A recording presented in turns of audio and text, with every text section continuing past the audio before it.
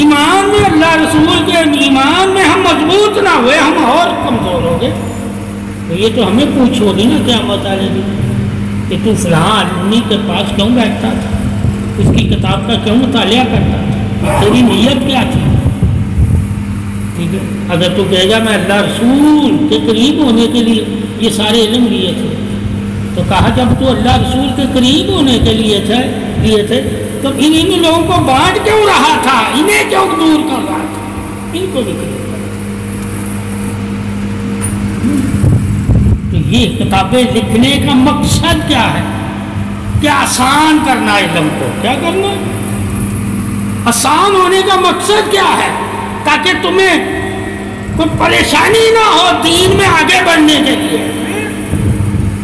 دین میں آگے بڑھنے کے لیے تمہیں کوئی پریشانی نہ ہو, اس لیے عالم دین, محدث, عارفین, اولیاء تمہارے لیے لکھ کر گئے, شیخ لکھ کر گئے علم کی کتابیں, تاکہ تمہیں کوئی الجھن پیش آئے تو ہم اس کا کسی نہ کسی بیان میں حل کیا ہوگا اور تمہارے اندر سے شک ختم ہو جائے گا اور تم قرآن کو قریب سے دیکھنے والے ہو جاؤ گے. یہ مقصد تھا کتابیں لکھنے کا. یہ مقصد نہیں تھا کہ انہی کتابوں کو تم آپس میں جھگڑا بنا لو, ان علموں سے تم آپس میں لگتے ہو. وہ علم تمہیں کیا ہے, روشنی دیں گے. کس طرف دے کے جہاں سے روشنی آتی ہے, یعنی کہ محمد اور محمد صلی اللہ علیہ وسلم کے قرآن, اللہ کی کتاب کی روشنی.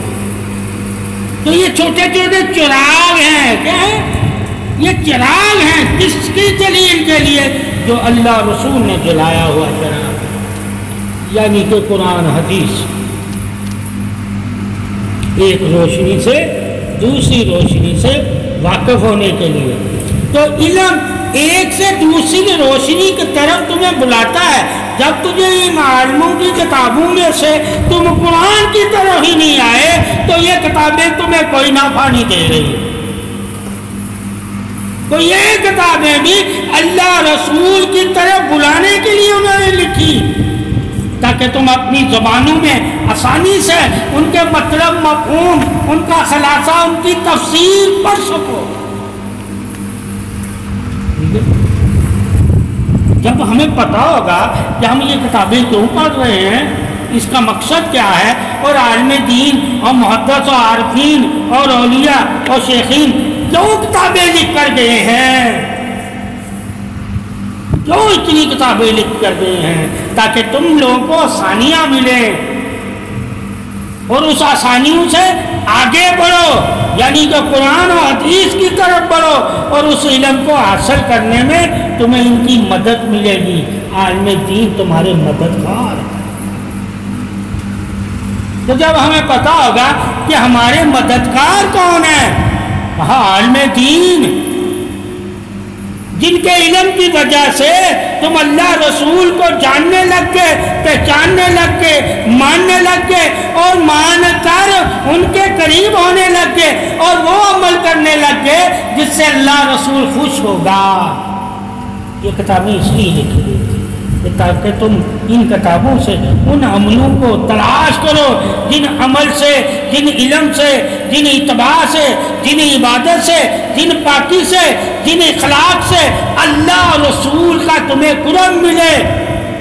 تو یہ اس لیے کتابیں لکھ کر جاتے ہیں عالم دین, عالم دین کا اور محدثین کا, ٹھیک ہے, اور شیخ اور قرآن جو شیخ ہیں بڑے بڑے, یعنی کہ برگزیدہ لوگ, ان کی تصنیف تمہارے لیے کیا ہے, ایک راستہ ہے.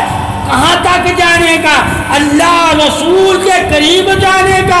جب اللہ اور رسول کے قریب یعنی کہ قرب کے تم متلاشی ہو گئے تو کسی نہ کسی عالم دین کی صحبت میں بیٹھ کے تم علم لو گے, تاکہ علم سے تمہیں حق کا پتہ چلے کہ دین میں حق کیا اور دین کس کو کیا. اب تاریخ بھی تمہیں یہی بتائیں گے, دین بھی تمہیں, اور تاریخوں میں مختلف وقت کے لوگ قابض رہے، کیا رہے، مگر دین ہمیشہ اللہ رسول کا رہے گا۔ ہمیشہ جو چیز رہے اس کو کبھی نہ چھوڑو، جو عارضی ہے اس کو چھوڑ دو۔ اس لیے صوفیاء کرام کہ اگر ہماری بات قرآن حدیث کے کہیں مخالف ہوتی ہے یا اس سے بڑھ کر ہم بیان کر رہے ہیں، یعنی کہ حد کراس کر جاتے ہیں، تو وہ علم ہمارا مت پھیلانا اور مت کسی کو دینا اور نہ اس پہ عمل کرنا، اللہ رسول کی بات پہ عمل کرنا، اللہ رسول کے فرمان پہ عمل کرنا، اللہ رسول کے حکم کی اتباع کرنا اور اللہ رسول کی خوش نیتی یعنی کہ خوشی اور رضا کے لیے کام کرنا۔ انہوں نے کہیں نہیں کہا کہ اپنے شیخ، اپنے پیر، اپنے عالم دین کی رضا کے لیے کام کرنا، اللہ رسول۔ اگر ان کا بھی ساتھ دینا، عالم دین، صوفیاء اکرام، اولیاء اکرام، شیخین، ان کا بھی اگر تو نے ساتھ دینا تو صرف اللہ رسول کی رضا کے لیے دینا ہے، ذاتی ان کی وجہ سے ان کا ساتھ نہیں دینا۔ یہ بھی حکم ہے کہ بھئی میں کسی پیر کی خدمت کر رہا ہوں، کیوں کر رہا ہوں؟ اللہ رسول کی طرف سے کر رہا ہوں کہ برگزیدہ میں نے اسے سمجھا، قدر والا اسے سمجھا، عزت والا میں نے اسے سمجھا، مخلص میں نے اسے سمجھا، دوست اسے میں نے سمجھا، رہنما اسے میں نے سمجھا، ہمدرد اسے میں نے سمجھا، احساس کرنے والا اسے میں نے سمجھا۔ پہلے تو اسے سمجھ تو صحیح، اسے تو کیا کیا سمجھتا ہے، پھر جا کے تمہیں دین کہے گا، تم پھر اس کی خدمت بھی کرو۔ تمہیں پہلے یہ تو جاننا ہے نا کہ میں کسی عالم دین کو کیا سمجھتا ہوں اپنے دل سے، میں اس کی کیا عزت کرتا ہوں اپنے دل سے، پھر دین تمہیں کہے گا جس کی عزت کرتے ہو اس کے عزت کے محبت بھی بنو، یعنی پہرے دار۔ پھر تو پیر کا پہرے دار بھی بننا تیرے لیے لازم ہے، عالم دین کا پہرے دار بھی بننا لازم ہے، یعنی کہ اس کے دکھ اور سکھ میں اس کے ساتھ دینا۔ یہ مومن کا شیوا ہے کہ مومن وہی ہے جو دکھ اور سکھ میں ساتھ دے۔ اگر عالم ہے، ولی ہے، حافظ ہے، قاری ہے، بزرگ ہے، برگزیدہ ہے، تیرے ماں باپ ہے، بہن بھائی ہیں، کوئی سی بھی حالت میں کوئی دکھ میں ہے تو اس کے دکھ میں اس کے لیے کیا بن، راحت بن، ٹھیک ہے؟ کبھی مرید اور پیر کے لیے راحت بن جاتا ہے، کیا بن جاتا ہے؟ جب اس نے یہ پڑھا ہوتا ہے۔ پھر پیر کبھی یہ کہتا ہے کہ فلاں مرید کی وجہ سے مجھے راحت ملتی ہے جب میں اسے دیکھتا ہوں، اور کبھی مرید کہتا ہے کہ پیر کی وجہ سے مجھے راحت ملتی ہے جب میں اسے دیکھتا ہوں۔ تو راحت کے بارے میں جب ہم نے پڑھا ہوگا تو راحت تو انسان کو لینی لازم ہے، بغیر راحت کے انسان بے چین رہتا ہے، اور بے چینی انسان کو تب ہی راحت عطا کرتی ہے جب اللہ اور اس کے رسول کی بات مان کر اپنے بڑوں یا قرآن یا عبادت یا کسی کے قرب میں آ کر اللہ رسول کی بات سنے گا تو اس کے دل کو راحت ملے گی، یعنی کہ اطمینان ملے گا۔ جس کے قلب میں اطمینان نفس ہوگا یعنی کہ مطمئن نفس ہوگا، وہی تو راحت والا ہوگا۔ پیر اور عالم دین تمہیں کیا کہتے ہیں؟ نفس مطمئنہ کے بارے میں بتائیں گے کہ نفس مطمئنہ کس کو کہتے ہیں اور یہ کسے اللہ دیتا ہے اور کس طرح یہ نفس مطمئن ملتا ہے اور کیسے اس نفس کو حاصل کرنا ہوتا ہے، اور اس نفس کی کتنی اقسامیں ہوتی ہیں، اور کون سا نفس اللہ تعالیٰ کا دوست ہوتا ہے۔ اب اللہ تعالیٰ نے نفس رکھنے والے کو بھی اپنا دوست کہا ہے، ایک کہا ولی دوست، ایک کہا نفس، جو اپنے نفس کو ملامت کرے، کیا کرے؟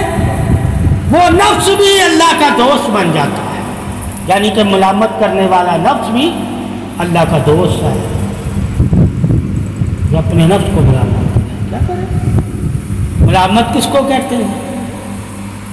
یعنی کہ استغفار، توبہ، نادم ہو ٹھیک ہے؟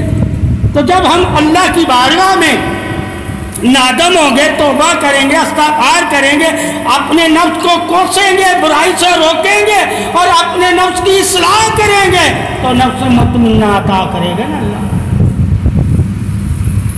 یہ جب ہم علم لیں گے تو جس سے ہم نے علم لیا، کیا لیا؟ پھر حدیث کہے گی، بزرگان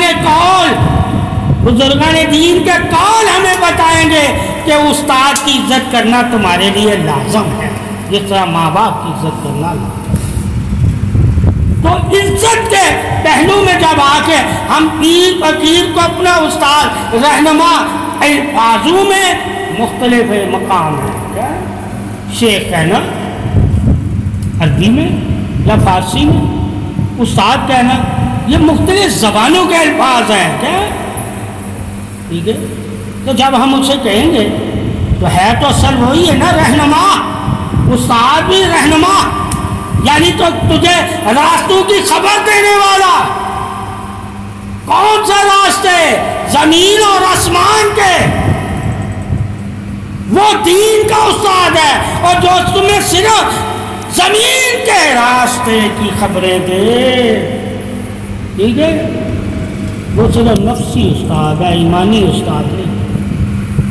ایمانی استاد کون ہے؟ جو تمہیں دین میں آسمانوں کے خزانوں کی بھی خبریں دے اور زمین کے خزانوں کی بھی خبریں دے، اور آسمانوں کے خزانوں کو بھی حاصل کرنے کے طریقے بتائے اور زمین کے خزانوں کو بھی حاصل کرنے کے طریقے بتائے۔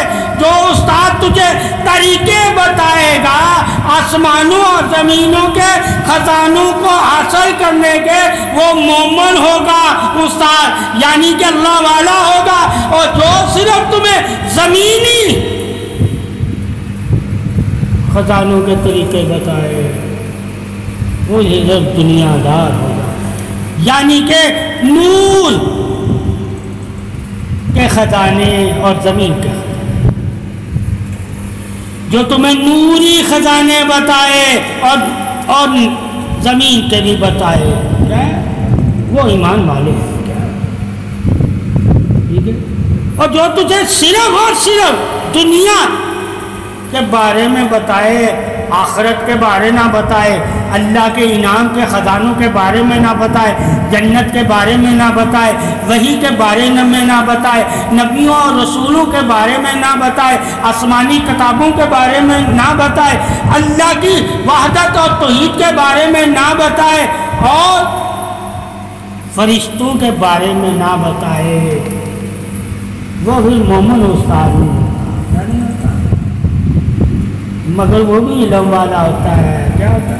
مگر اس نے علم صرف نفسوں کا لیا، روحوں کا نہیں لیا، فرشتوں والا نہیں لیا، آسمانی کتابوں والا نہیں لیا، اللہ کی توحید، بے نیازی اور بخشش والا علم نہیں لیا، نبی کی رحمت، رسالت، اتباع اور شان اور عظمت، پاکی اور معراج والا علم نہیں لیا۔ اب کتنے علم کسی نے لیے ہیں اور کتنے نہیں لیا ہے، اس علم کی وجہ سے اس کے اللہ درجے پہ بلند کرتا ہے کہ فلاں کے پاس کتنا علم ہے، فلاں کے پاس کتنا علم ہے۔ ایک کے پاس صرف ایک دو جڑی بوٹی کا علم ہے، وہ ساری زندگی ایک دو جڑی بوٹی سے ہی لوگوں کو شفا دے رہا ہوتا ہے۔ لوگ اسے نہیں مانتے کہ اس سے شفا ملی۔ تو علم سب کے پاس ہوتا ہے، علم سب کے پاس ہوتا ہے، مگر یہ لازم نہیں ہے کہ سب علم میں ایمان والے ہوں اور سب ایمان والے ہو کر نور والے ہوں اور نور والے ہو کے سلامتی والے ہوں، یہ لازم نہیں ہے۔ وہ جسے اللہ کرے، جس پہ اللہ احسان کرے، وہ اللہ کے احسان ہے۔ اس لیے ظاہر کیا دلیل ہے؟ علم ہی احسانوں کی دلیل ہے، علم ہی نیکیوں کی دلیل ہے، علم ہی رسولوں کی دلیل ہے، علم ہی اللہ کی توحید کی دلیل ہے، علم ہی نشانیوں کی دلیل ہے، علم ہی قدر کی دلیل ہے، علم ہی برگزیدہ ہستیوں کی دلیل ہے، اور علم ہی انبیاء کی قدروں کی دلیل ہے۔ اور علم ہی کتابوں کی دلیل ہے، علم ہی فرشتوں کی دلیل ہے، علم ہی تمام مخلوق کی دلیل ہے، اور علم ہی زمین آسمان اور موت اور زندگی کی دلیل ہے۔ تو جب ہر دلیل تجھے علم سے ملی، تو ہر دلیل کو مانتا ہے، تو پھر اللہ رسول کو کیا نہیں مانتا؟ یہ تجھ سے پوچھا، ٹھیک ہے؟ کہ علم سے ایک چیز تو مانتا تھا، اور دوسرا جب تمہیں بتاتا تھا علم سے اللہ کو بھی مان، تو اللہ کا منکر ہو جاتا تھا۔ تو علم ہی ان کے لیے گلے کا طوق ہوگا، جو اللہ کے منکر ہوں گے، اس کے رسول کے منکر ہوں گے، آسمانی کتابوں کے منکر ہوں گے۔ اللہ کہے گا ان کا علم ہی ان کے لیے جہنم ہے، ان کو جہنم کی طرف لے کر گیا۔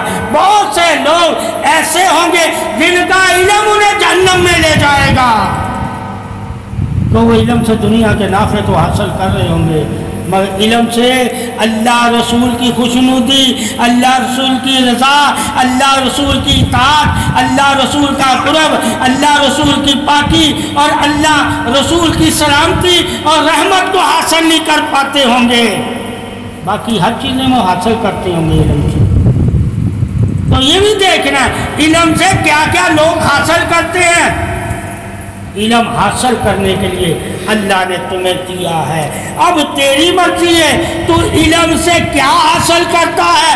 کوئی بھی انسان دنیا میں ایسا نہیں جو علم کے بغیر کچھ حاصل کر سکے، علم کے بغیر۔ اس لیے ہر انسان نے علم سے ہی حاصل کیا، یہاں تک ابلیس نے بھی علم سے ہی حاصل کیا، کیونکہ علم ہی تو عبادت کے طریقے بتائے گا۔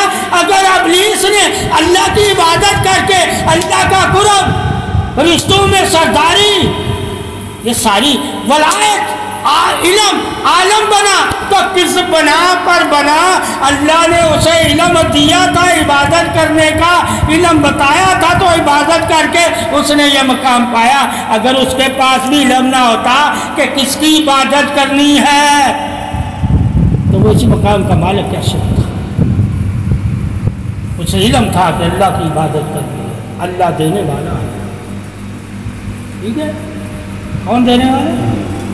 اللہ نوازنے والا ہے، اللہ درجے بلند کرنے والا ہے۔ اللہ سے جو میں مانگوں گا وہ مجھے ملے گا۔ اب مسلمان کو جب ابلیس کے بارے میں پتا ہو کہ ابلیس کا اللہ پہ بھروسے کا عقیدہ کیا تھا، ہم اس طرح بھی عقیدہ نہ رکھیں تو ہم تو ابلیس سے بھی بدتر ہیں، ٹھیک ہے؟ وہ بدتر کس وجہ سے ہوا؟ صرف سجدہ آدم کو نہیں کیا، مگر وہ عظمت والا کیسے ہوا تھا؟ سجدے کر کے ہوا تھا۔ جس دور میں لوگ سجدہ ہی بھول جائیں، جس سجدے کی وجہ سے اللہ نے ابلیس کو اتنے درجے عطا کیے، ایسے مسلمانوں کا پھر کیا حال ہوگا؟ اس لیے اللہ نے پہلے ابلیس کے بارے میں تمہیں سب خبریں دی۔ ابلیس کیا تھا؟ زاہد وہ تھا، تقوی والا وہ تھا، پرہیزگار وہ تھا، ولی وہ تھا، عالم وہ تھا، سردار وہ تھا، ٹھیک ہے؟ سب کچھ وہ تھا۔ ہمیں جب پتا چلا کہ ابلیس کو اللہ نے یہ سارے درجے دیے تھے اور پوری کائنات یعنی کہ اللہ کی تمام مخلوق وہ ابلیس کو سردار مانتی تھی، ٹھیک ہے؟ وہ درس بھی دیتا تھا، کن کو دیتا تھا؟ فرشتوں کو۔ جو ابلیس فرشتوں کو درس دیتا ہو یعنی کہ علم دیتا ہو، اس ابلیس کے پاس پھر کتنا علم ہوگا؟ اس کے علم کی بھی تو معراج دیکھ، تو فرشتوں کو تعلیم دینے لگ گیا۔ فرشتوں کو آج تک کوئی انسان تو نہیں دے سکا فرشتوں کا تعلیم، مگر اس نے دی۔ آسمانوں پر جا کر مجلسیں پڑھتا تھا، علم دیتا تھا، ٹھیک ہے؟ ایسا مقام اللہ نے کس وجہ سے اسے دیا؟ کہا وہ میرے سجدے سے یعنی کہ میرے آگے سے ساری نہیں اٹھاتا تھا جب تک میں اسے دے نہیں دیتا تھا، اور دیتا تھا پھر وہ سجدہ سجدہ کرتا تھا، پھر میں دیتا تھا، پھر وہ سجدہ کرتا تھا، وہ سجدے کرتا رہا، میں اسے دیتا رہا، اور جب اس نے سجدے کرنے سے انکار کر دیا، وہ ساری دولتیں میں نے اس کے گلے میں لعنت کے توق پہنا دیا، وہی دولت لے کے نیچے اترا، واپس میں نے کوئی نہیں لی۔ اللہ نے ابلیس سے کوئی دولت واپس نہیں لی، سب خبریں جانتا ہے، ٹھیک ہے، مگر وہ ساری دولتیں اس کے لیے لعنت بن گئی۔ وہی فرشتے، وہی کتابیں، وہی سارے اسم اس کے لیے اب لعنت بن گئے۔ وہی عبادت جس سے اس کو اللہ نے آسمانوں پہ بلا لیا، وہی عبادت آج اس کے لیے لعنت ہے، یعنی دیکھ کے بھاگ جاتا ہے۔ جو وہ خود کرتا تھا، آج اسی چیزوں سے اس کو آگ لگتی ہے، آگ لگتی ہے، یعنی کہ انسان کو کرتے ہوئے دیکھ کے وہ آگ بگولا ہو جاتا ہے، ہاں بگولا۔ جب ہم پڑھیں گے وہی چیزیں، آج کا مومن انسان کو اللہ نے وہی چیزیں کہا کر میرا اگر تو قرب چاہتا ہے، مگر ابلیس کو اس اللہ کے قرب میں بندے کا جانا اب ایسا لگتا ہے جیسا کہ وہ جل گیا جانے، اب اللہ کے قریب نہیں جانے دیتا، قریب نہیں جانے۔ یہ کیوں اللہ تعالیٰ نے ابلیس اور آدم علیہ السلام کے بارے میں قرآن حدیث میں اور آسمانی کتابوں میں وضاحت سے کیوں اشارے دیے ہیں؟ تاکہ تم جان جاؤ کہ جب اللہ کسی کو پسند نہیں کرتا تو اس کا یہ مقصد نہیں ہے کہ وہ اللہ کو جانتا نہیں ہے، ٹھیک ہے، رد کر دیتا ہے، وہ اللہ کو جانتا ہے، جان کر بھی مخالفت کرنے لگتا ہے، ٹھیک ہے۔ تو یہ فطرت جس میں پائی جائے کہ تو یا میں کسی کو اچھی طرح جانتے ہوں اور بعد میں ایک دوسرے کی مخالفت کریں تو سمجھ لینا یہ فطرت ابلیس میں پائی جاتی ہے۔ جان کر بندہ فطرت والا کیا ہوتا ہے؟ نعوے کو مان لیتا ہے۔ جب اللہ نے اسے سارے نعوے دیے، وہ نعووں کو تو مانتا تھا نا، تو سجدے میں نعوے کیوں مانگتا تھا اللہ سے؟ تو نافع مانتا تھا۔ آج وہی نافع آدم کی اولاد اللہ سے مانگتی ہے اور ان نافعوں کو مانتی ہے تو مانگتی ہے نا، مگر ابلیس ان نافعوں سے میں روکتا کیوں ہے؟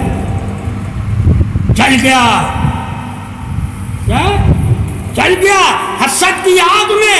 اس لیے جب کسی کے دل میں حسد پیدا ہوتا ہے تو اسے انعام کا پتہ ہوتا ہے، مگر دوسرے کو انعام میں دیکھ کے جلتا ہے، اسے حسد کہتے ہیں، کہتے ہیں۔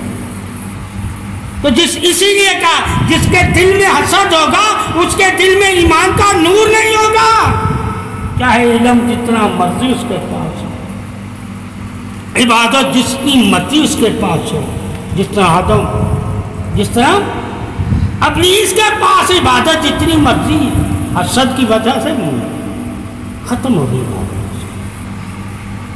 وہی عبادت اس کے لیے لعنت بن گئی۔ آج جتنی عبادت تو کرتا ہے تیری وجہ سے روتا کون ہے؟ ابلیس روتا ہے، اور جب تو نہیں کرتا تو خوش کون ہوتا ہے؟ ابلیس خوش ہوتا ہے، ٹھیک ہے۔ جب ہمیں ابلیس کے بارے میں پتا ہوگا کہ ہماری خوشی سے سب سے پہلے اگر کوئی دنیا میں مخلوق میں کوئی جلتا ہے تو ابلیس اور شیاطین جلتے ہیں، اور کافر جلتے ہیں، اور منافق جلتے ہیں، یعنی کہ حاضر، ٹھیک ہے۔ اور ہماری خوشی سے خوش کوئی ہوتا ہے تو اللہ رسول، ایمان والے ہوتے ہیں، سچے لوگ ہوتے ہیں، اللہ کے دوست۔ ہمیں اپنی خوشی کو دیکھنا چاہیے تو ہمیں پتہ چلے گا نا کہ ہماری خوشی کیا ہے، تو اب ہم علم سے جانیں گے کہ محمد تیری خوشی کیا ہے؟ کہا اللہ کی رضا، اللہ کی رضا۔ جب مومن کو پتا ہوگا میری خوشی صرف اور صرف اللہ کی رضا ہے، میں اللہ کی رضا کو ہی اپنی خوشی سمجھتا ہوں، اور اسی وجہ سے میں اس کی مخلوق کو خوش دیکھنا چاہتا ہوں کہ اللہ کا حکم ہے اگر تو مجھے خوش دیکھنا چاہتا ہے تو میری مخلوق کو بھی خوش دیکھ۔ مگر شیطان صرف اپنے آپ کو خوش دیکھنا چاہتا ہے، دوسرے کو نہیں خوش، اور جو صرف اپنے آپ کو خوش دیکھنا چاہے دوسرے کو نہ چاہے، سمجھ لو وہ شیطانی فطرت میں ہے، ٹھیک ہے؟ اور جو دوسرے کو بھی خوش دیکھنا چاہے وہ ایمانی فطرت۔ تو شیطانی فطرت کا بھی انسان کو علم ہونا چاہیے کہ انسانی فطرت کیا ہے اور شیطانی فطرت کیا ہے اور ایمانی فطرت کیا ہے۔ جب ہر فطرت کا انسان کو علم ہوگا تو فطرت ہی اسے نافع اور نقصان کی خبر دے گی۔ خبر کیسے دے گی؟ علم ہوگا فطرتوں کے مطابق تو علم ہمیں اس فطرت کی خبر دے گا۔ تو علم کے بغیر تجھے کسی نفس کی فطرت کا بھی علم نہیں ہو سکتا، یعنی کہ نافع و نقصان کو بھی نہیں حاصل کر سکتے اگر تمہارے پاس علم ہو۔